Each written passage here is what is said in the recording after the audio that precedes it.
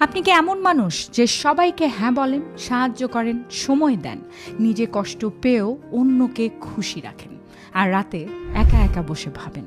তাহলে এই ভিডিওটি আপনার জন্য। আমরা ছোটবেলা থেকে শিখেছি না বলা খারাপ, না বললে মানুষ কষ্ট পাবে, না বললে সম্পর্ক নষ্ট হবে।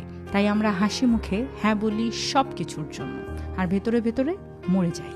কিন্তু সত্যি কথা হলো, প্রতিবার আপনি অন্যকে হ্যাঁ বলার সাথে সাথে নিজেকেও না বলেন, নিজের স্বপ্নকে না বলেন, নিজের সময়কে না বলেন, নিজের শান্তিকে না বলেন। আর যে মানুষ আপনার না শুনলেই দূরে সরে যায়, সে আসলে আপনাকে কোনোদিন ভালোবাসেনি, সে শুধু আপনার সেবা নিয়েছে। না বলা স্বার্থপরতা নয়, না বলা মানে নিজেকে সম্মান করা, নিজের সীমানা তৈরি করা।